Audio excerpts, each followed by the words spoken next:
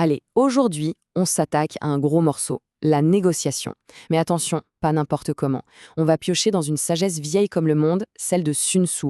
L'idée, c'est de décortiquer le livre de Rémi Jury, Acheter sans combattre, pour voir comment ces stratégies anciennes peuvent complètement révolutionner nos négociations d'aujourd'hui.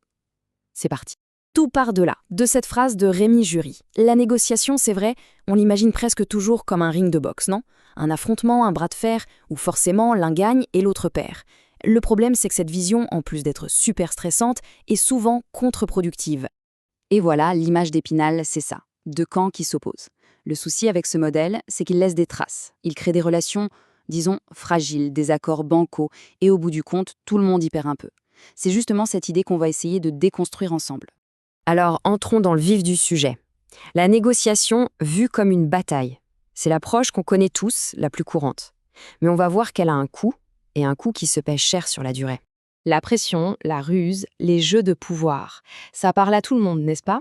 C'est un peu la panoplie classique du négociateur qui part au combat. Ça peut marcher, bien sûr, sur un coup, mais sur le long terme, c'est la meilleure façon de briser la confiance et de saboter toute possibilité de partenariat solide. Mais heureusement, il y a une alternative. Et c'est là qu'on arrive au cœur du sujet. Un vrai changement de logiciel, un nouveau paradigme.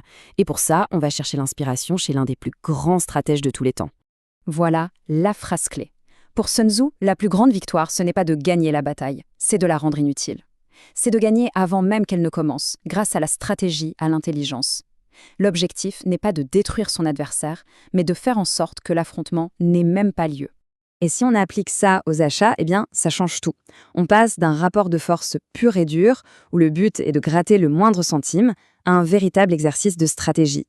Le but n'est plus de gagner contre le fournisseur, mais de construire quelque chose de solide, un équilibre qui profite à tout le monde sur la durée. C'est vraiment ça, le changement fondamental. Il faut passer du rôle de simple marchandeur, qui discute le prix, à celui de stratège. Un stratège, lui, voit plus loin. Il analyse, il anticipe, il manœuvre avec finesse. On en arrive maintenant à ce qui est sans doute le plus important dans cette méthode. Parce que si on suit Sun Tzu, la négo, elle ne se gagne pas à la table des discussions. Non, non, elle se gagne bien avant. Cette citation de Sun Tzu dit tout. Connaître l'ennemi et se connaître soi-même. Ce n'est pas une question de coups de bluff ou de tactiques improvisées. La vraie victoire, elle vient d'une connaissance profonde, de soi, de ses propres objectifs, mais aussi de l'autre et du terrain de jeu sur lequel on évolue. Alors concrètement, comment on fait? C'est simple, il y a 3 dimensions.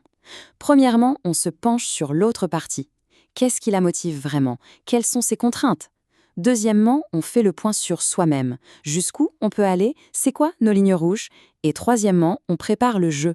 On imagine les différents scénarios, on anticipe les objections, bref, on se prépare à tout. C'est exactement ce que montre cette image. Un bon stratège, il ne se jette pas dans la mêlée, jamais.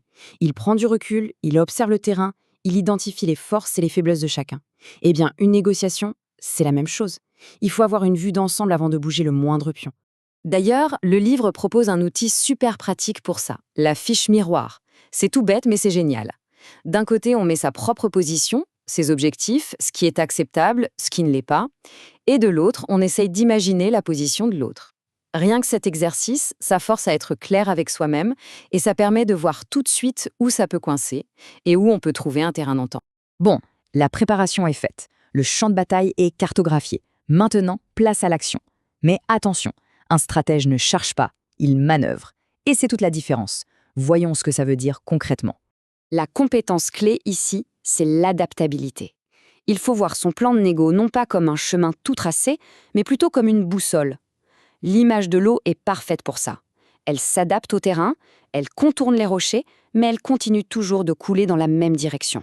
C'est ça, la manœuvre stratégique. Regardez bien ce tableau, il résume tout. D'un côté, l'attaque directe, les ultimatums, les exigences, c'est frontal, c'est brutal. De l'autre, l'influence indirecte, les questions bien placées, le recadrage du problème, c'est beaucoup plus subtil.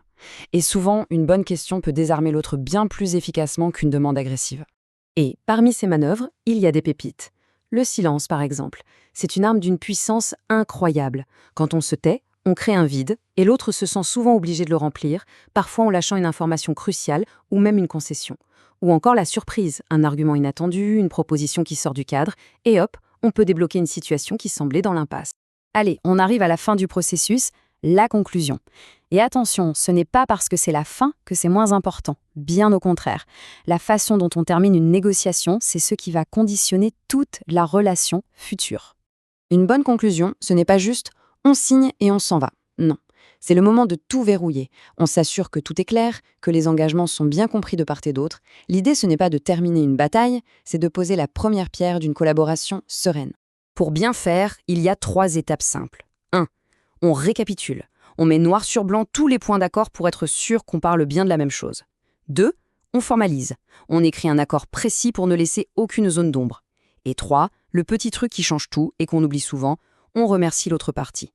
Reconnaître l'effort de chacun, ça ne coûte rien et ça préserve la relation. Et au fond, toute la philosophie est là. Le but n'est pas de gagner contre l'autre. Le but, c'est de gagner mieux et de le faire ensemble. Une vraie victoire, c'est un accord solide qui apporte de la valeur aux 2 camps. C'est ça, la nouvelle définition du succès en négociation. Et on va se quitter sur cette question, pour réfléchir. Avant la prochaine négociation, est-ce qu'on préparera une liste d'arguments ou est-ce qu'on préparera le champ de bataille? La nuance peut sembler mince, mais en réalité, la différence de résultat est colossale. Voilà, c'est tout pour cette fois. À bientôt.